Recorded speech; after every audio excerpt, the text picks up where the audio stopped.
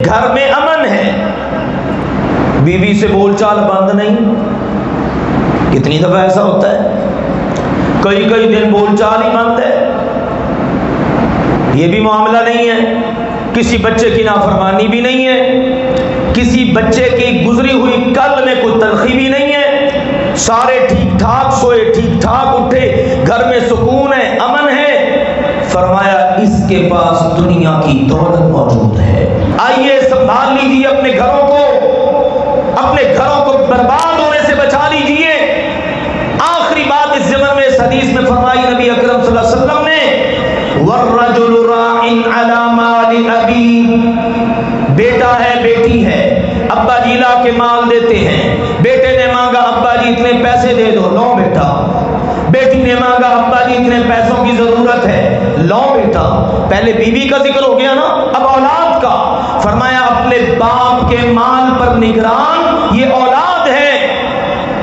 वमस्ऊलुन अन रइयते, क़यामत के दिन इनसे भी सवाल होगा। हाँ, आपने अपने अब्बू से पैसे लिए थे, बताओ कहाँ खर्च किए थे। अल्हम्दुलिल्लाह नहमदुहु व नस्तईनुहु व नस्तगफिरुहु व नऊज़ु बिल्लाहि मिन शुरूरि अनफुसिना व मिन सय्यिआति अअमालिना। मन यहदिहिल्लाहु फला मुदिल्ल लहु व मन युद्लिल फला हादिय लहु व अशहदु अन ला इलाहा इल्लल्लाहु वहदहु ला शरीका लहु व अशहदु अन्ना मुहम्मदन अब्दुहु व रसूलुहु। अम्मा बअदु फइन्न खैरल हदीस किताबुल्लाह व खैरल हदी हदी मुहम्मदिन सल्लल्लाहु अलैहि वसल्लम व शर्रल उमूरि मुहदसातुहा व कुल्लु मुहदसतिन बिदअ व कुल्लु बिदअतिन दलाला व कुल्लु दलालतिन फिन्नार। या अय्युहल्लज़ीना आमनुत्तक़ुल्लाहा हक़्क़ तुक़ातिहि व ला तमूतुन्ना इल्ला व अंतुम मुस्लिमून। या अय्युहन नासु इत्तक़ू रब्बकुमुल्लज़ी खलक़कुम मिन नफ्सिन वाहिदतिन व खलक़ मिन्हा ज़ौजहा व बस्स मिन्हुमा रिजालन कसीरन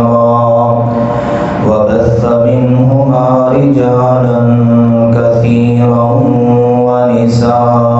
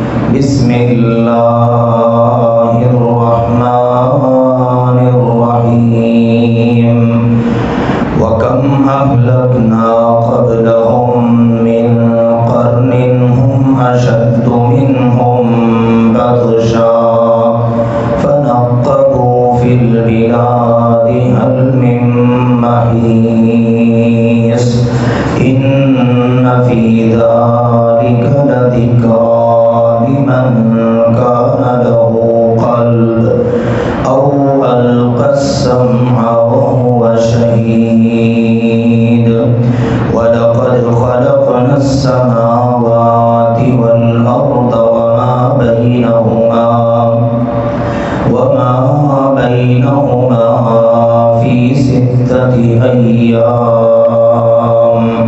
وما مسنا من لغوب فاصبر على ما يقولون وسبح بحمد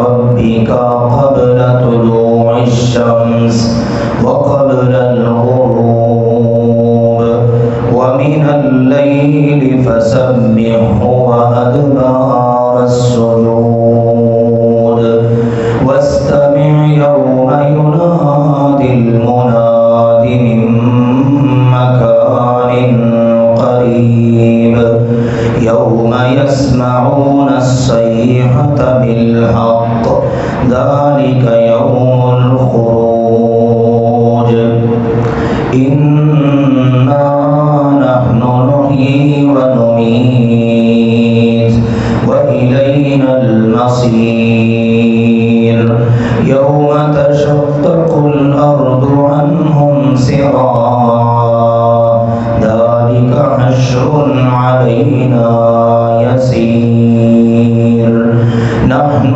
أعلم بما يقولون وما أنت عليهم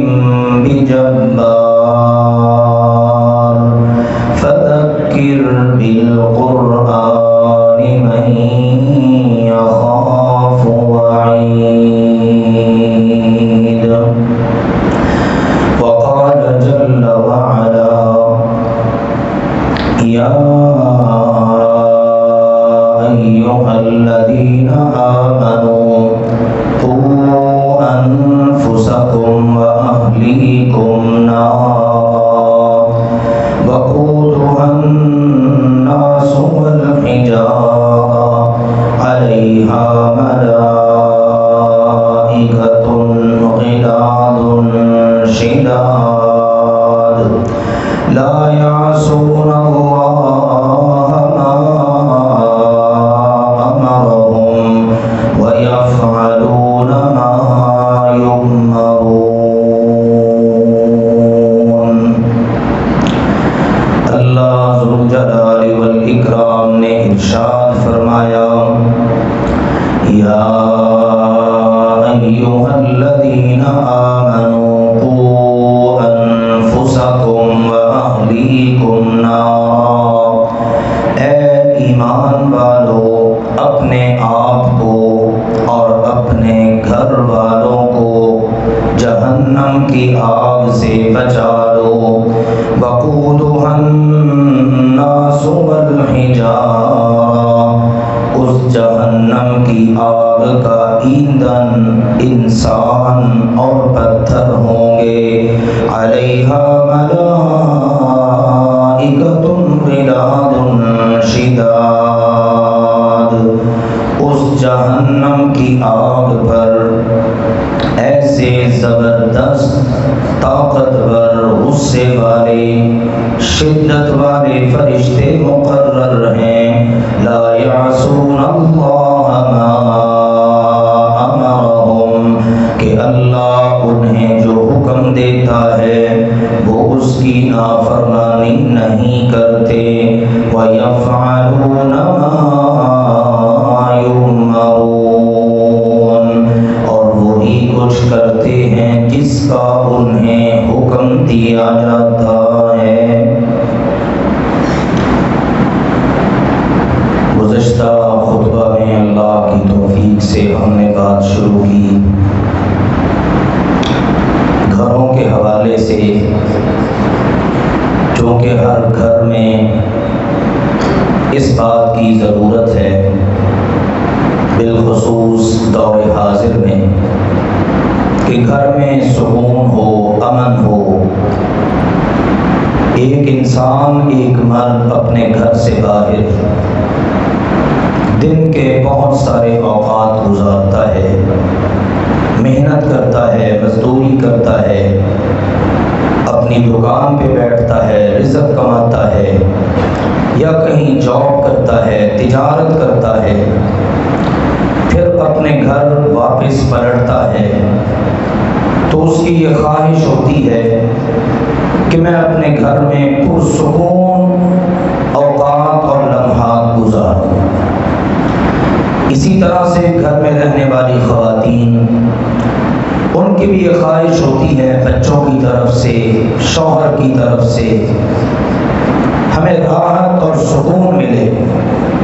ہمارے گھر کی جو چار دیواری ہے، اس کے اندر کا یہ جو ایریا ہے جہاں ہم نے رہنا ہے، یہ ہمارے لیے جہنم زار نہیں بلکہ یہ جنت کا نمونہ بن جائے۔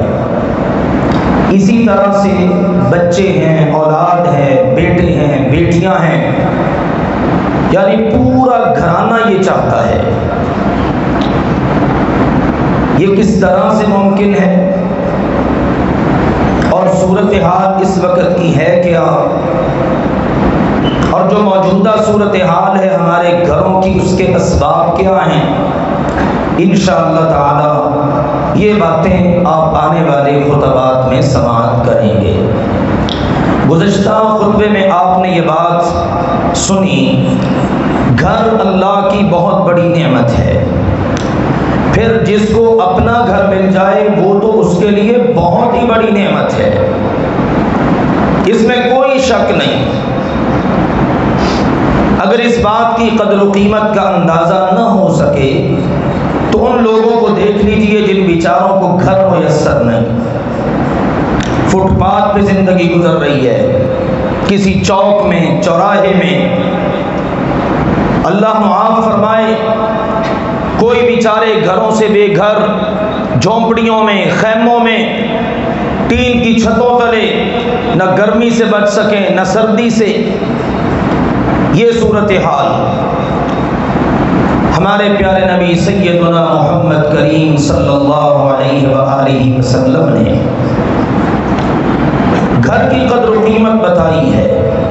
کچھ تو میں نے گزشتہ خطبے میں ذکر کی، آپ ذرا دو احادیث بڑی توجہ کے ساتھ سماعت کیجیے۔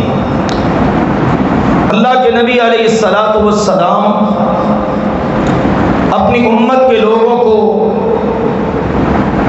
یہ گر بتاتے ہیں کہ میری امت کے لوگوں، من اصبح منکم معافا فی جسد آمنا فی سرب عنده قوت یوم فکأنما حیزت له الدنیا۔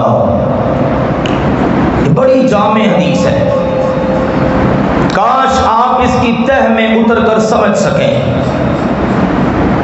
آخری الفاظ پتہ کیا ہے؟ فَكَأَنَّمَا حِيزَتْ لَهُ الدُّنْيَا۔ جس کے پاس یہ پہلی ذکر کردہ تین نعمتیں ہیں نا ڈیلی بیسس پر، اس کے پاس تو ساری دنیا جمع ہو گئی۔ ہم دنیا کے لیے ہی کرتے ہیں نا، صبح سے شام تک جاب کریں، ملازمت کریں، طرح طرح کی باتیں سنیں، فیکٹری چلائیں، دکان چلائیں، تجارت کریں، ڈیل کریں، کچھ کس لیے کر رہے ہیں؟ دنیا کے لیے، یہ بھی مل جائے وہ بھی مل جائے۔ پاک زبان سے، نبوی زبان سے پاک فرمان کیا جاری ہے؟ فَكَأَنَّمَا حِيزَتْ لَهُ الدُّنْيَا۔ جس کے پاس یہ تین نعمتیں ہیں نا، اس کے پاس تو ساری دنیا جمع ہو چکی ہے۔ کیا ہیں وہ تین نعمتیں؟ فرمایا من اصبح منکم معافا فی جسد، تم میں سے جو بندہ صبح کرے اس حال میں کہ اس کے جسم میں کوئی بیماری نہیں، رات کو سویا ٹھیک ٹھاک، صبح اٹھا اور یہ فالج کا اٹیک ہو گیا اور یہ پتہ ہی نہیں چلا۔ یہ بیماری کتنے لوگوں کو ہم سنتے ہیں۔ پاک نبی کی پاک بات سنیے اور اپنے پاس اس نعمت کی قدر کیجئے۔ معافن فی جسد، اس کا جسم عافیت میں ہے، ٹھیک ٹھاک ہے، خود اٹھا ہے، اٹھانے کی ضرورت نہیں پڑی۔ کتنے ہیں جو بیچارے لیٹتے خود ہیں لیکن پھر ان کو اٹھانا پڑتا ہے، سہارے دینے پڑتے ہیں۔ کتنے ہیں جن کے جسم کے بعض حصوں میں کوئی بیماریاں آ گئی، تو فرمایا جس نے صبح کی پہلی نعمت معافن فی جسدی، اس کا جسم ٹھیک ٹھاک ہے، کوئی بیماری نہیں۔ دوسری بات آمینن فی سربی، اس کے گھر میں امن ہے، کوئی چوری نہیں ہوئی، کوئی ڈاکہ نہیں پڑا، کوئی رات کو کوئی ایسی بے سکونی والی بد امنی والی خبر نہیں، گھر کے سارے افراد بھی ٹھیک ہیں، کوئی بچہ بیمار نہیں ہوا، بیوی کو کچھ نہیں ہوا، کہیں اور سے کوئی خبر نہیں آئی، پرسکون اٹھا ہے صبح کے وقت۔ اور اگلی بات تیسری اور آخری نعمت کیا ہے؟ اندہ قوت یوم، اس کے پاس اس کے گھر میں ایک دن کی روزی روٹی موجود ہے، سال بھر کی نہیں۔ پڑولے بھرے ہوئے ہیں گندم سے، زبان پہ شکر پھر بھی نہیں، دکان میں لاکھوں کا مال پڑا ہوا ہے، زبان سے شکر پھر بھی نہیں۔ یہاں میرے عزیزوں کوئی 2 دن مہینوں سالوں کی بات نہیں، اندہ قوت یوم، وہ جس دن کی اس نے صبح کی ہے، امن مل گیا گھر میں، جسم ٹھیک ٹھاک ہے، ایک دن کا گھر میں کھانا روزی روٹی موجود ہے، فَكَأَنَّمَا حِيزَتْ لَهُ الدُّنْيَا، یہ تو ساری دنیا کا مالک بیٹھا ہے۔ آپ اندازہ کیجئے، اب اس حدیث میں جو بات ہمارے موضوع سے متعلق وہ کیا ہے؟ آمینن فی سرب، گھر میں امن ہے، بیوی سے بول چال بند نہیں۔ کتنی دفعہ ایسا ہوتا ہے، کئی دن بول چال ہی بند ہے، یہ بھی معاملہ نہیں ہے، کسی بچے کی نافرمانی بھی نہیں ہے، کسی بچے کی گزری ہوئی کل میں کوئی تلخی بھی نہیں ہے، سارے ٹھیک ٹھاک سوئے ٹھیک ٹھاک اٹھے، گھر میں سکون ہے، امن ہے۔ فرمایا اس کے پاس دنیا کی دولت موجود ہے۔ آؤ میرے عزیزو ان باتوں پر توجہ کریں۔ اللہ نے جسم میں عافیت دی، صحت دی، قدر کریں۔ اللہ نے گھر میں سکون دیا ہے، قدر کریں۔ اللہ نے سال بھر کے دانے دیے ہوئے ہیں، گندم پڑی ہے، اناج غلہ پڑا ہے، قدر کریں۔ آپ کے پاس اللہ کی نعمتیں ہیں، قدر کریں۔ اور قدر کی ایک جھلک دوسری حدیث میں اللہ کے پیارے نبی علیہ الصلوۃ والسلام کے بارے میں سیدنا انس رضی اللہ تعالی عنہ بیان کرتے ہیں، کان رسول اللہ صلی اللہ علیہ وسلم اذا آوا الی فراشی، ہمارے پیارے نبی جی جس وقت رات کو اپنے بستر پر سونے کے لیے تشریف فرما ہوتے تو متعدد دعائیں پڑھتے، سورہ سجدہ، سورہ ملک پڑھتے، آیت الکرسی پڑھتے، سورہ بقرہ کی آخری 2 آیتیں پڑھتے، آخری تینوں کل پڑھ کے دونوں ہاتھوں پہ پھونک مار کے پورے جسم پر پھیرتے، 3 مرتبہ یہ عمل کرتے، مختلف دعائیں پڑھتے۔ ایک دعا ایسی پڑھتے اگر بندہ اس کو پڑھ لے، توجہ کر لے تو یقین جانیے رات کو شکر کے آنسو آنکھوں میں لے کر سوئے۔ کیا ہے وہ دعا؟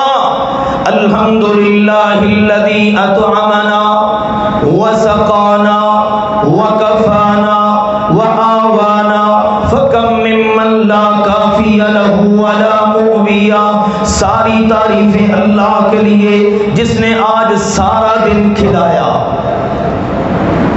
جب سے اٹھا ہوں پتہ نہیں کیا کچھ کھا لیا، ناشتہ کتنا ہیوی، دوپہر کا کھانا پھر رات کا کھانا، تو دونوں کھانوں سے ہی زیادہ ہیوی کیا کچھ چلتا ہے، برگر چل رہے ہیں، پیزے چل رہے ہیں، دعوتیں چل رہی ہیں۔ میرے عزیزوں وہاں تو حالت یہ تھی، ہماری مائیں کہتی ہیں 2 مہینے گھر میں چولہا ہی نہیں جلتا تھا کیونکہ پکانے کو ہوتا ہی کچھ نہیں تھا۔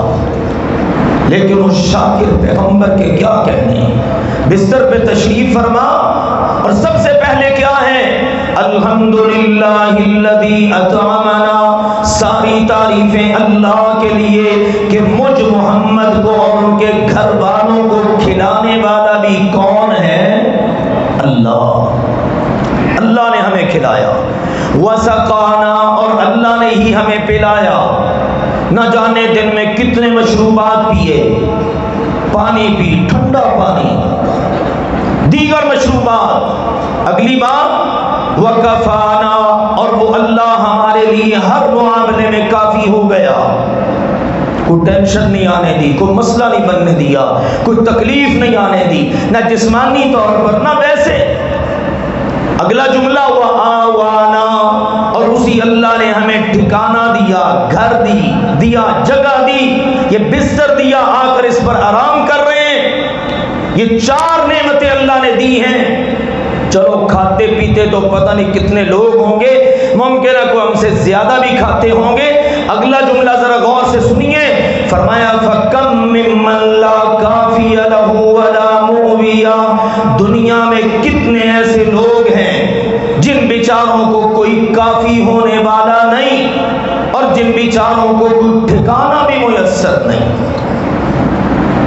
چلو بندہ کھا پی تو کہیں نہ کہیں سے لیتا ہی ہے نا، کسی نے حلال کھا لیا، کسی نے حرام کھا لیا، کسی نے چوری کر کے کھا لیا، کسی نے ڈاکہ مار کے کھا لیا، لیکن یہ والی نعمتیں کسی کا کوئی سرپرست ہو، کسی کا کوئی ذمہ دار ہو، کسی کے اوپر کسی کا دست شفقت ہو، کسی کے لیے کوئی کافی ہو جائے اور کسی کے لیے ٹھکانہ ہو، گھر ہو، کتنے لوگ ہیں جو اس سے محروم ہیں۔ اللہ تیرا شکر ہے تو نے ہمیں یہ ساری نعمتیں عطا کر رکھی ہیں۔ یہ ہے میرے عزیزو قابل غور اور اہمیت کی حامل بات۔ اس سے اندازہ ہوتا ہے کہ گھر اس کی کتنی قدر و منزلت ہے۔ آئیے اگلی بات کی طرف بڑھتا ہوں، گھر کہاں بنانا چاہیے؟ یہ بڑا اہم سوال ہے۔ بالاختصار اس کا میں جواب دیتا ہوں، گھر وہاں بنانا چاہیے جہاں ماحول اچھا ہو۔ گھر وہاں بنایا جائے جہاں پر ماحول اچھا ہو، کیونکہ ماحول کا انسان کی شخصیت پر، تربیت پر اثر ہوتا ہے۔ گھر میں آپ جتنا مرضی اچھا ماحول دے دیں، بچہ باہر نکلا ماحول اچھا نہیں ہے، بیڑا غرق ہو جائے گا۔ گھر میں آپ جناب اس کو مکمل طور پر دین کے لبادے میں ڈھال دیں، باہر نکلے گا بے شمار چیزیں اس کو متاثر کرنے والی ہوں گی۔ لہذا گھر ایسی جگہ ہونا چاہیے جہاں پر ماحول اچھا ہو، اور سب سے زیادہ اچھا ماحول وہ اللہ کے گھر کا ہے، اللہ کے گھر کے پڑوس کا ہے۔ سیدنا ابراہیم خلیل اللہ علی نبینا وعلیہ الصلاۃ والسلام، ان کی دعا مروی ہے، سورۃ ابراہیم میں التجا کرتے ہیں، ربنا انی اسکنت من ذریتی بواد غیر ذی زرع عند بیتک المحرم ربنا لیقیموا الصلاۃ، اے میرے رب، میرے اللہ، رب انی اسکنت، اے میرے اللہ، میرے رب، میرے پالنے والے، مجھے اپنا نبی رسول خلیل بنانے والے، میں نے اپنی اولاد میں سے کچھ اولاد کو لا کر تیرے احترام والے گھر کے ساتھ بسا دیا ہے۔ تیرا گھر جہاں پر ہے نا، اس کے پڑوس میں یا اللہ میں نے اپنا گھر بنا دیا ہے۔ یا اللہ اس لیے بنایا ہے لیقیم الصلاۃ، یا اللہ جس وقت یہ ہوش سنبھالے یہ تیرے گھر کے نمازی بن جائیں۔ پڑوس میں مسجد ہے، بچہ سپارہ پڑھنے جاتا ہے، قرآن پڑھنے جاتا ہے، نمازیں پڑھنے جاتا ہے، ماحول کو دیکھتا ہے، وگرنہ آج ہمارا ہی ماحول ہے۔ کتنے سارے ایسے احباب ہیں، بڑی اعلیٰ قسم کی سوسائٹیوں میں چلے گئے، 3 مرلے 5 مرلے سے نکل کر کنالوں کی کوٹھیوں میں شفٹ ہو گئے، لیکن آج روتے ہیں ہم تو جیسے تیسے ہیں، ٹوٹے پھوٹے نمازی ہیں، پر اولادیں تو نماز کے قریب ہی نہیں آتی۔ دنیا بنا لی، دین اس کی پرواہ نہ رکھی۔ اس کا بھی میں حل دیتا ہوں اللہ کی توفیق کے ساتھ۔ الحمدللہ ہمارا دین بڑا پیارا ہے، کاش کو اس کو سمجھنے کی کوشش کرے۔ آؤ وہ لوگوں جن کے گھروں کے پڑوس میں مسجدیں نہیں ہیں، ان کے لیے نسخہ کیا ہے، وہ اپنے گھروں کے اندر جگہ فکس کر لیں کہ یہاں پر ہم نے نماز ادا کرنی ہے۔ ہر ہر چیز کا آج تو جدید دور ہے نا، ہر ایک کا الگ الگ روم بن گیا. یہ کیا ہے جی ڈائننگ ہال، یہ کیا ہے جی کچن، یہ جی ہمارا کمرہ، یہ ہمارے بچوں کا کمرہ، یہ جی فلاں کا کمرہ، یہ فلاں کا کمرہ. کاش ہمارے ان کمروں کے ساتھ ساتھ کوئی پریئر روم بھی بن جائے، کوئی نماز کا کمرہ بھی بن جائے. یہ جگہ ہم نے فکس کر دی ہے. یہاں پر ہمارے کیونکہ گھر کے قریب مسجد نہیں، ہم یہاں پر سارے گھر والے 5 وقت کی نماز ادا کریں گے. کتنا خوبصورت ماحول بنے. اور جب باہر نکلیں مسجد تلاش کریں، کوشش کر کے مسجد تک پہنچیں، فرض نماز موقع ملے وہیں ادا کریں، نوافل گھر میں پڑھیں. صحابہ کرام بعض اوقات نبی اکرم صلی اللہ علیہ وسلم کو مدعو کرتے اور کہتے آپ ہمارے گھر تشریف لائے ہیں، آپ ذرا ہمارے گھر کے اس ایریے میں نماز پڑھ دیجئے تاکہ ہم اس جگہ کو ہمیشہ کے لیے جائے نماز بنا لیں. قرآن پاک میں بھی مثالیں ملتی ہیں. سیدنا داؤد علیہ السلام اپنے محل میں باقاعدہ محراب بنا رکھا ہے، اپنے گھر میں جگہ بنا رکھی ہے. رات کا وقت ہے، اپنی عبادت کر رہے ہیں. اللہ نے بتایا سورہ صاد میں وَهَلْ أَتَاكَ نَبَأُ الْخَصْمِ إِذْ تَسَوَّرُوا الْمِحْرَابَ. ہمارا نبی داؤد علیہ السلام محراب میں عبادت کر رہا ہے. جھگڑنے والے لوگ رات میں ہی دیواریں پھلانگ کر اندر محراب میں آ گئے. پورا واقعہ ہے. بہرحال اس تناظر میں کیا پتہ چل رہا ہے؟ اللہ کا نبی ہے، گھر میں جگہ فکس کر رکھی ہے، پریئر ایریا ہے، یہاں پر ہم نے نماز پڑھنی ہے، اللہ کی عبادت کرنی ہے تاکہ اس سے ہمارے گھر کا ماحول بھی اچھا رہے، اولاد کی تربیت بھی اچھی ہوتی رہے اور ہمارے گھر پر اللہ کی رحمتوں کا نزول ہوتا رہے. چلو باہر تو ہمارے بچے نہیں نکلتے، آج کل سوسائٹیوں کا ماحول ہی ایسا ہے، گھر میں رہے، گھر سے نکلے سکول چلے گئے، کالج چلے گئے، یونیورسٹی چلے گئے، باپ جو ہے وہ اپنے کام کاج پہ چلا گیا، ماں گھر میں ہے. چلو کم از کم 5 وقت تو سارے کے سارے اللہ کی بارگاہ میں سجدہ ریز ہوں. بہت دفعہ ایسا بھی ہو جاتا ہے کوئی اگر سستی کرتا ہے نا تو دیکھا دیکھی بھی عبادت کر لیتا ہے. سیدہ مریم کا واقعہ پڑھ لیجیے سلام اللہ علیہا 3 پارے میں کلما دخل علیہا زکریا المحراب وجد عندها رزقا. سیدہ مریم اپنے محراب میں مخصوص جگہ جو مختص کر رکھی ہے، یہاں پر ہم نے اللہ کی عبادت کرنی ہے. جناب زکریا ان کے پاس گئے، کہاں پر؟ محراب میں. وہ جو گھر میں جگہ فکس ہے وہاں سیدہ مریم اللہ کی عبادت کرتی ہیں. ان احادیث اور آیات سے یہ پتہ چلتا ہے اگر قرب و جوار میں ماحول ایسا نہیں مل سکا جہاں پر مسجد ہو، بچے جا کے مسجد سے تربیت لے سکیں، گھر کے افراد وہاں جا سکیں، تو اپنے گھر کے اندر ہی ایسی جگہ بنا لیں، مختص کر لیں جہاں پر آپ یہ ماحول بنائیں. گھر کے سارے افراد کو لے کے ایک وقت میں بیٹھ جائیں، فجر کے بعد بیٹھ جائیں، کسی اور وقت میں بیٹھ جائیں، کوئی قرآن پاک کی آیت، اس کا ترجمہ، اس کی تفسیر پڑھیں، سارے سنیں، کوئی حدیث جو ہے اس کا ذکر ہو. اس طرح سے گھر کے اندر ماحول بنایا جائے. اس لیے میرے عزیزوں گھر جو ہے وہ اللہ کی نعمت ہے اور گھر بنانے کے لیے جگہ ایسی کہ جہاں پر ماحول اچھا ہو. اب آخری چیز آج جو عرض کرنے جا رہا ہوں وہ یہ، گھر کا ماحول بنانے میں ہر گھر کا ہر فرد ذمہ دار ہے. ہر فرد ذمہ دار. یہ نہیں ہے میں مرد ہوں، میں شوہر ہوں، میں بچوں کا باپ ہوں، بس میں ہی ذمہ دار نہیں. عورت سمجھے بس ان کے تو ابا ہی ذمہ دار ہیں، مجھے کیا لگے. مرد کہے نہیں میں تو باہر سارا دن پھرتا ہوں، کام کاج میں مصروف ہوتا، تھکا ماندہ آیا، پہلے چلو ہفتے بعد ہی یعنی جمعہ بار بچوں کی زیارت ہو جاتی تھی، اب یہ ہے صبح صاحب نے اٹھنا ہے تو بچے سکول، رات کو صاحب نے گھر آنا ہے تو بچے سوئے ہوئے ہیں. اب یہ ہے کہ ویکینڈ میں ملاقاتیں نہیں ہو پاتی، تو میری کیا ذمہ داری ہے؟ ذمہ داری ساری میری بیگم کی ہے اس کا تو فرض ہی یہ بنتا ہے. بچے بڑے ہو چکے ہیں، بالغ ہو چکے ہیں، وہ سمجھتے ہیں کہ نہیں ابا جانے اماں جانے ہماری کیا ذمہ داری. آئیے سن لیجیے ایک حدیث مبارکہ.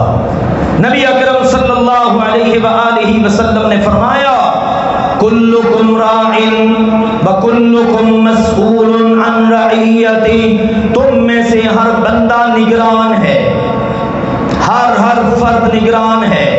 باپ بھی نگران، ماں بھی نگران، باپ بھی ذمہ دار، ماں بھی ذمہ دار، بیٹا بھی ذمہ دار، بیٹی بھی ذمہ دار. گھر کا ہر فرد ذمہ دار ہے، نگران ہے. اور کل قیامت کے دن اس سے اس کی ذمہ داری کے بارے میں سوال ہوگا.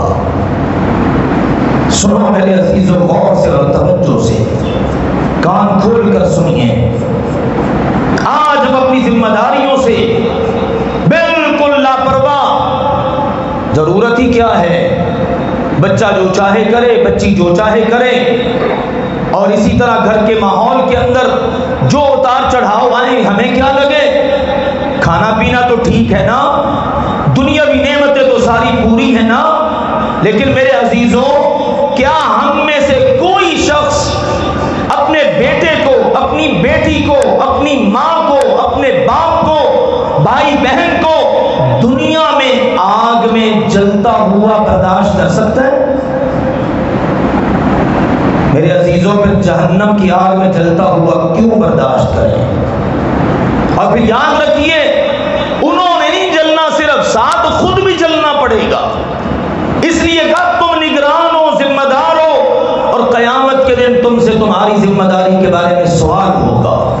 پھر آپ نے اس جملے کو نہ کھولنا، پھر ذرا وضاحت کی. فرمایا فَالْإِمَامُ رَاعٍ عَنْ رَعِيَّتِهِ وَفِي رِوَایَةٍ فَالْأَمِيرُ الَّذِي عَلَى النَّاسِ رَاعِيهِمْ. آپ علیہ السلام نے فرمایا ایک امام ہوتا ہے، حاکم وقت ہے، لوگوں پر امیر مقرر ہے، حکمران ہے، یہ اپنی عوام کا ذمہ دار ہے. وَمَسْئُولٌ عَنْ رَعِيَّتِهِ، قیامت کے دن اس سے اس کی رعایا کے بارے میں سوال ہوگا. ڈھالے جتنا ظلم ڈھانا ہے، شکنجہ کس لے، معاشی طور پر جتنا کسنا ہے کر لے، ظلم جتنا کرنا ہے. ایک عدالت قیامت کے دن بھی لگنی ہے کہ جس دن سارے شاہ و گدا سب برابر ہوں گے. یہ دنیا کا ظلم ہے جو دنیا میں ہوتا ہے، اس نے ختم ہونا ہی ہونا ہے. اور قیامت کے دن جب رب کی عدالت میں کھڑے ہونا ہے، جب تک اپنی رعیت کے بارے میں جواب نہیں دے لے گا اللہ کی عدالت سے قدم نہیں ہلا سکے گا. اور جب تک ایک ایک ظلم کا بدلہ چکا نہیں دے گا، کلیئر نہیں ہو سکے گا اللہ کی لگائی ہوئی چیک پوسٹوں سے. اگلی بات فرمائی وَالرَّجُلُ رَاعٍ عَلَىٰ أَهْلِهِ، فرمایا آدمی جو ہوتا ہے اپنے گھر والوں پر نگران ہے، اپنی بیوی، اپنے بچے، بڑا بھائی ہے، بڑی بہن ہے، چھوٹے بہن بھائی، یعنی آدمی بڑا ہے، ذمہ دار ہے، وہ نیچے والے جتنے اس کی ماتحتی میں گھر والے سب کا نگران ہے. وَمَسْئُولٌ عَنْ رَعِيَّتِهِ، اور قیامت کے دن اس سے اس کی رعیت کے بارے میں سوال ہوگا. اے والد حضرات، اسی طرح سے گھروں میں شوہر حضرات غور کیجئے. ہم نہیں کہہ سکتے یا اللہ میں تو صبح سے نکلتا شام کو آتا تھکا ماندہ، مجھے تو فرصت ہی نہیں تھی، بچوں سے پوچھ ہی لوں بیٹا نماز پڑھی، بیٹا قرآن پڑھا، کیا صورتحال رہی تمہاری، کیا تمہاری زندگی کے معاملات چل رہے ہیں. میں تو بس جتا ہوا تھا، ایک نوکر اور غلام تھا، صبح سے شام تک دکان پہ بیٹھوں اور اسی طرح کما کے مال لا کے ان کے ہاتھوں میں دوں. لوگ بناؤ اپنی دنیا، لوگ کرو دنیا میں عیاشی. اگلا جہان کس نے دیکھا ہے؟ اللہ کے لیے آنکھیں کھولیے، اللہ کے لیے اپنی ذمہ داری کو سمجھیے. مرد اپنے گھر کا ذمہ دار ہے، کوئی پوچھے نہ پوچھے قیامت کے دن اللہ نے اس سے پوچھنا ہے. اگلی بات سنیے، فرمایا والمرأة راعية على بيت زوجها ومسؤولة عن رعيتها. عورت جو ہے اپنے شوہر کے گھر پر نگران ہے، شوہر کا سارا گھر اس کی نگرانی میں، جتنا کچھ اندر ہے، بچے ہیں، بچیاں ہیں، مال ہے، دولت ہے، وہاں پر کھانا پکنا ہے، کھانا کھلانا ہے، گھر کی مکمل مالکن ذمہ دار نگران یہ عورت ہے. قیامت کے دن اس کو بھی اپنی اس ذمہ داری کے بارے میں اللہ کو بتانا پڑے گا. یہ میرا بچہ یہ کرتا تھا، میں نے اس کے ابا کو بتایا ہی نہیں. ابا ناراض نہ ہو جائے، بیٹی کی غلطی کا مجھے پتا تھا. ماں بیٹی کے راز ہوتے ہیں، کیا ضرورت ہے باپ کو بتانے کی؟ باپ کو پتا چل گیا، اب پتہ نہیں کیا کرے گا. یہ خیانت ہے. آج کے دور میں بالخصوص اپنے گھروں کو سنبھالنا اور ان کی حفاظت کرنا خواتین کی بہت بڑی ذمہ داری ہے. دیکھ لیجئے معاشرے میں کیا کچھ پھر ہوتا ہے اس کے نتیجے میں، جس وقت ہم اپنی ذمہ داری ادا نہیں کرتے. ان احادیث کے تناظر میں ذرا اسباب پر بھی نظر رکھتے جائیے. یہ وہ اسباب ہیں جن کی وجہ سے ہمارے گھر تباہ ہوتے ہیں، برباد ہوتے ہیں. بیٹیاں جوان ہو کر فیصلے کرتی ہیں، اپنے ابا کی پگڑیاں عدالتوں میں اچھالتی ہیں، عزت خاک میں ملاتی ہیں اور آشنا کے ساتھ جانا گوارا کر لیتی ہے، آنسو بہاتے باپ کے ساتھ آنا گوارا نہیں کرتی. یہ ہمارا معاشرہ ہے. اس معاشرے کا دکھ ہم یہاں ذکر نہ کریں تو کہاں کریں؟ آئیے سنبھال لیجیے اپنے گھروں کو، اپنے گھروں کو برباد ہونے سے بچا لیجیے. آخری بات اس ضمن میں اس حدیث میں فرمائی نبی اکرم صلی اللہ علیہ وسلم نے، والرجل راع علی مال ابی. بیٹا ہے، بیٹی ہے، ابا جی لا کے مال دیتے ہیں. بیٹے نے مانگا، ابا جی اتنے پیسے دے دو، لو بیٹا. بیٹی نے مانگا، ابا جی اتنے پیسوں کی ضرورت ہے، لو بیٹا. پہلے بیوی کا ذکر ہو گیا نا، اب اولاد کا. فرمایا اپنے باپ کے مال پر نگران یہ اولاد ہے. وَمَسْئُولٌ عَنْ رَعِيَّتِهِ. قیامت کے دن ان سے بھی سوال ہوگا. ہاں آپ نے اپنے ابو سے پیسے لیے تھے، بتاؤ کہاں خرچ کیے تھے؟ آپ نے اپنے باپ کا چھوڑا ہوا مال وراثت اس کے ساتھ کیا کیا؟ ابا نے یہ گفٹ کیا تھا، کیا کیا؟ آ گئے نا میرے عزیزوں سارے کے سارے اس میں. پھر آخر میں وہی پہلے والا جملہ دہرایا. فرمایا میری امت کے لوگوں، کوئی مت یہ سمجھے ان میں میرا تو کہیں ذکر ہی نہیں ہے. سن لو، تمہارے نبی نے پہلے بھی کہہ دیا. اب پھر فرماتے ہیں کلکم راع وکلکم مسئول عن رعیتہ. تم میں سے ہر فرد ذمہ دار ہے اور اس سے قیامت کے دن اس کی ذمہ داری کے بارے میں سوال ہوگا. ہاں ایک بات مجھ سے رہ گئی، اس میں یہ بھی ہے. فرمایا والخادم راع علی مال سیدہ. جو خادم ہوتا ہے، نوکر ہوتا ہے، کسی کو آپ نے ملازمت پر رکھا، گلے پر بٹھا دیا، آپ نے اپنے کاروبار کے اندر اس کو رکھ لیا، مینیجر بنا دیا، کچھ بھی آپ کہہ لیں اس کو. یہ جو خادم ہے، یہ جو آپ کے بعد جاب کرتا ہے، آپ کا ملازم ہے، فرمایا یہ اپنے مالک کے مال کا ذمہ دار ہے. مالک نے مال اس کے سپرد کر دیا، ڈیل آپ نے کرنی ہے، لوگوں سے ملنا ملانا آپ نے ہے، لوگوں کے ساتھ معاملات آپ نے کرنے ہیں. یہ گلہ آپ کے ذمے ہے، یہ بینک کا اکاؤنٹ آپ کے ذمے ہے. فرمایا اب یہ ذمہ دار ہے. وَمَسْئُولٌ عَنْ رَعِيَّتِهِ. اس کو بھی کل قیامت کے دن اپنی ذمہ داری کے بارے میں سوال اللہ کی طرف سے ہوگا اور یہ اس کا جواب دے گا. میرے عزیزوں دیکھ لیجئے، اوپر سے لے کر نیچے تک، ملک کا حکمران اس سے لے کر گھر کے فرد تک، اور اسی طرح عام نوکر، چاکر، غلام، خادم، ان تک کو اللہ کے نبی صلی اللہ علیہ وسلم نے کور کر لیا. اور پھر فرمایا تم میں سے ہر بندہ ہی ذمہ دار ہے اور اس سے اس کی ذمہ داری کے بارے میں سوال ہوگا. آئیے میں جو موضوع لے کے چلا ہوں اس کے بارے میں عرض کر دوں. گھر میں مرد بھی ذمہ دار ہے، عورت بھی. سبھی اپنے گھر کی اصلاح کو لے کر چلیں، معاملات کو بہتر انداز میں لے کر چلیں. گھر جو ہے وہ صرف اینٹوں سے بنی ہوئی دیواروں کا نام نہیں. یہ پڑے ہوئے لینٹر کا نام نہیں، یا اس کے اندر جو دیگر نعمتیں ہیں انواع و اقسام کی ان کا نام نہیں، بلکہ گھر کے اندر جو افراد ہیں ان کی اصلاح، ان کی تربیت، ان کا آپس میں پیار، ان کا آپس میں محبت اور ناچاکیوں سے بچے رہنا، یہ ساری کی ساری چیزیں جب بنتی ہیں تو پھر میرے عزیزوں ایک مثالی اور پرسکون اور اچھا گھر وجود میں آتا ہے، جس میں پھر ہر ایک کا ہی دل لگتا ہے۔ اللہ سبحانہ و تعالی یہ نعمت ہم سب کو عطا فرمائے۔ وآخر دعوانا ان الحمد للہ رب العالمین۔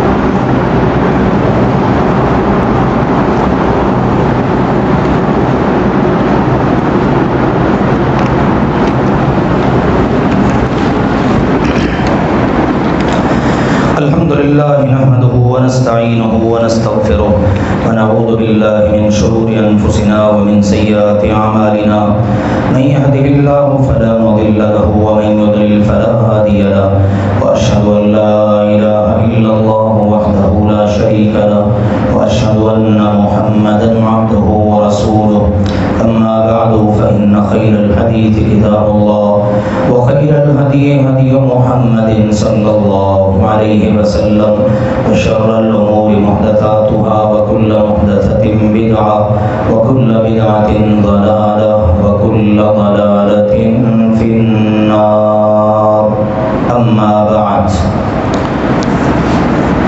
سوال ہے کہ ایک لڑکی شادی شدہ بچوں والی پہلے خامد کی ناراضگی کی وجہ سے علیحدگی ہو گئی، دوسری جگہ شادی شدہ مرد کے ساتھ جو کہ بچوں والا ہے، اس نے عدالت میں جا کر محبت کی شادی کر لی، دونوں کی طرف سے ماں باپ کو نہیں بتایا گیا، نہ اس عورت نے کہ جس کی شادی ہوئی اور نہ مرد نے۔ اب اس مرد نے اپنی پہلی بیوی کو گھر سے نکال دیا، اس کے کہنے پر گھر میں بہت جھگڑا ہے، اس معاملے میں رہنمائی فرمائیے۔ یاد رکھیے میرے عزیزو، اسلام نے جو اصول ضابطے دیے ہیں اس کی پاسداری ہر مسلمان پر لازم ہے۔ مرد کو نگران مقرر کیا گیا ہے، خود مختار کہا گیا ہے، وہ اگر نکاح کرنا چاہے اس کے لیے ولایت شرط نہیں ہے کہ اس کا ولی ہو، والد صاحب یا کوئی اس طرح سے، اور لڑکی کے لیے یہ لازمی شرط ہے اور اتنی کڑی شرط ہے، فرمایا لا نکاح الا بولی، عورت کا نکاح ولی کے بغیر ہو ہی نہیں سکتا، بھلے وہ کموالی ہے، بھلے وہ شادی شدہ ہے، بھلے وہ طلاق یافتہ ہے، خلا یافتہ ہے، بیوہ ہے، ولی کے بغیر اس کا نکاح نہیں ہو سکتا۔ اور ولایت میں سب سے پہلا درجہ ہے باپ کا، جس کا وہ خون ہے، باپ زندہ ہے، مسلمان ہے، ٹھیک ٹھاک ہے، پاگل نہیں ہے، اس باپ کو بائی پاس کر کے دنیا کی ساری قوتیں مل کر بھی اس کی بیٹی کے بارے میں یہ فیصلہ نہیں کر سکتی، یہ شریعت کا قانون ہے۔ اور فرمایا ایما امرأۃ نکحت بدون اذن ولیہا فنکاحها باطل فنکاحها باطل فنکاحها باطل۔ پاک نبی نے فرمایا جو عورت اپنے ولی کی اجازت کے بغیر نکاح کر لے اس کا نکاح باطل ہے، باطل ہے، باطل ہے۔ اب وہ ساری زندگی منہ کالا کرے گی، زنا کرے گی، اولاد پیدا ہوگی تو زنا کی اولاد ہوگی۔ اس لیے عورت نے نکاح کرنا ہے اپنے ولی کی رضامندی کے ساتھ۔ اب یہاں پر اس مسئلے میں جو پوچھا گیا، اگر اس عورت نے اپنے ولی کو نہیں بتایا اور جا کر نکاح کر لیا تو یہ نکاح، میں نے حدیث آپ کو سنا دی، فیصلہ مسلمان خود کر سکتا ہے کہ میرے نبی کا میرے متعلق کیا حکم ہے۔ رہی دوسری بات کہ اس عورت نے اگر تو پہلے شوہر سے طلاق لے کر یا خلا لے کر فارغ ہو گئی، عدت گزار لی، پھر اس کے بعد یہ قدم اٹھایا ہے ولایت یعنی ولی کا نہ ہونا، اس کی وجہ سے تو یہ غلط اور حرام ہے، لیکن اگر یہ پہلے کسی اور مرد کے نکاح میں بھی ہے، آگے کسی اور مرد سے نکاح کر رہی ہے، تو یہ ظلم پر ظلم ہے۔ اور مرد جو ہے اس کو اجازت ہے ایک وقت میں 2 3 4 تک نکاح کر لے، لیکن یہ نہیں ہے کہ نکاح کرنے کے لیے پہلی بیوی کے عیوب بتاؤ، یہ ایسی ہے، یہ ویسی ہے، پہلے وہ زندگی کے اتنے ایام اتنے ماہ و سال گزار چکی تب تو ایسی نہ تھی، اب دوسرا تیسرا نکاح کرنے کے لیے دنیا بھر کے عیب اس کے اندر آ گئے، ایسا نہیں ہے۔ پھر یہ نہیں ہے نیا گھر بسانے کے لیے پہلے والا گھر ختم کر دو، ہاں اگر کوئی شرعی عذر ہے، اللہ نے اجازت دے رکھی ہے، مرد کو طلاق کا اختیار دیا، عورت کو خلا کا اختیار دیا، احساس ہو گیا اوہو غلط قدم اٹھا لیا میں نے تو طلاق والا، عورت سمجھتی ہے مجھ سے تو غلطی ہوگی خلا لینے والی، تو رجوع کا راستہ بھی اللہ نے رکھا ہے۔ اس کے بھی بہرحال انشاءاللہ ان گھروں کے بیان کے ضمن میں ان کی بھی باتیں آئیں گی۔ سر درجے میں مسئلہ پوچھا گیا ہے، اس کے ضمن میں میں عرض کر دوں، یہ جو پھر اس کی وجہ سے بعض اوقات ایسا ہوتا ہے کہ مرد دوسرا نکاح کر لیتا ہے، مسئلہ بھی کوئی نہیں، گھروں میں ایسے ہی جھگڑے شروع ہو جاتے ہیں، اس نے کیا تو کیا کیوں، یہ اپنی 2 4 5 10 آشنائیں رکھ لے، ان کے ساتھ رنگ رلیاں منائے پر نکاح نہ کرے، یہ بھی ہمارے معاشرے کی ایک بھیانک تصویر ہے۔ آؤ مسلمانوں ان باتوں کو سوچنے سمجھنے کی ضرورت ہے، کتنی خوفناک یہ صورتحال ہے، اور ایسا ہوتا ہے بے شمار لوگ، اللہ سب کی عزتوں کو محفوظ رکھے، لیکن ہمارے پاس چونکہ ہم پبلک پراپرٹی ہیں، لوگوں نے آنا ہوتا ہے، مسائل شیئر کرنے ہوتے ہیں، بہت سارے لوگوں کے مسائل ہم دیکھتے ہیں سنتے ہیں، تو آپ یقین جانیے رونگٹے کھڑے ہو جاتے ہیں کہ یار یہ شادی شدہ ہے اور اس کی یہ حالت۔ آئیے اللہ سے عافیت مانگیے، اللہ سے دعا کیجئے، اللہ سب کی عزتوں کی حفاظت فرمائے، اللہ تعالیٰ سب مسلمانوں کو سمجھ عطا کرے، سب کے گھروں کے اندر اللہ آپس کا پیار محبت اتفاق مودت یہ اللہ نصیب فرمائے۔ آخری بات اس ضمن میں دوسری، پچھلے جمعے بھی میں نے عرض کیا تھا، جڑا والا میں جو سانحہ ہوا بہت ساری چیزیں سامنے آ رہی ہیں، میں نے آپ کے سامنے دونوں پہلو رکھے تھے اللہ کی توفیق کے ساتھ۔ پہلا پہلو یہ تھا کہ وہاں پر قرآن پاک کی بے حرمتی ہوئی، یہ تو بات ثابت ہو گئی، جس میں 3 افراد ملوث ہیں۔ اب اس اقدام کو کوئی بھی ہائی لائٹ نہیں کر رہا، سب بھول گئے، اب سارے کیا ہیں مسیحی برادری کے ساتھ جناب وہاں جا کر کرنا چاہیے، لیکن اس کو بھی تو اجاگر کرو کہ جن بدبختوں نے قرآن پاک کی بے حرمتی کی ہے ان کو قرار واقعی سزا ملنی چاہیے، یہ پہلو بھی غلط تھا۔ پھر اس کے نتیجے میں دسیوں چرچ جلا دینے، گھر جلا دینے اور جناب تباہی مچا دینی، یہ اقدام بھی ٹھیک نہیں۔ جن نام نہاد مسلمانوں کی طرف سے یہ قدم اٹھایا گیا ہے ہم اس کی بھی مذمت کرتے ہیں، لیکن مسلمانوں دونوں پہلوؤں کو سامنے رکھو۔ ہم دیکھ رہے ہیں میڈیا پر شور پڑا ہوا ہے، مسیحی برادری کے ساتھ ہر کوئی ہمدردی جتا رہا ہے، قرآن کے ساتھ ہمدردی جتانے والے وطن عزیز کے لوگ کہاں گئے؟ وزیر اعظم نے بھی بلا کر مسیحی برادری کے لوگوں کو اپریشیٹ کیا ہے، ان کو حوصلہ دیا ہے، کوئی اکرام کیا ہے ان کا، بجائے ہے ہونا چاہیے۔ کاش اس موقع پر قرآن پاک کے ساتھ بھی اپنی ہمدردی کا اعلان کیا جاتا کہ جن لوگوں نے بھی خباثت کی ہے انہوں نے اچھا نہیں کیا اور ان کو بھی قرار باقی سزا ملنی چاہیے، دونوں پہلوؤں کو مد نظر رکھنا چاہیے۔ بہرحال جس طرح کے بھی معاملات ہمارے ملک میں چلتے ہیں، آپ کو پتہ ہے بہت سارے معاملات آگے پیچھے، فوج کے خلاف ایک پوری مہم بنی ہوئی ہے اور سوشل میڈیا پر شور ہے، آپس کے اندر لوگوں کے تنازعات ہیں، شیعہ سنی فسادات کو ہوا دینے کی کوششیں ہیں۔ ہمیں اپنے وطن عزیز پاکستان کی موجودہ صورتحال کو مد نظر رکھتے ہوئے ہر ایسے فتنہ و فساد سے اپنا دامن بچانا چاہیے، کیونکہ دشمن وہ تو پوری طرح اس طاق میں ہے کہ اس ملک کو نشان عبرت بنا دیا جائے۔ ہاں اب سمجھداری اس گھر کے باسیوں کی ہے کہ کیا وہ اپنے گھر کو تباہ کرنا چاہتے ہیں یا بچانا چاہتے ہیں۔ ہماری سمجھداری تو یہی بچانا چاہیے۔ اللہ تعالیٰ اس ملک کی حفاظت فرمائے، یا اللہ ہمارے وطن عزیز کی حفاظت فرما، یا اللہ اسلام کی حفاظت فرما، یا اللہ تو قرآن کا محافظ ہے، قرآن کی حفاظت فرما، یا اللہ اس ملک کو اندرونی بیرونی خلفشار و انتشار سے محفوظ فرما، یا اللہ ہمارے بیماروں کو شفا عطا فرما، یا اللہ کی رحمت فرما کے ہماری دنیا اور آخرت بہتر بنا. ربنا آتنا فی الدنیا حسنہ وفی الآخرۃ حسنہ وقنا عذاب النار. سبحان ربک رب العزة عما یصفون وسلام علی المرسلین والحمد للہ رب العالمین.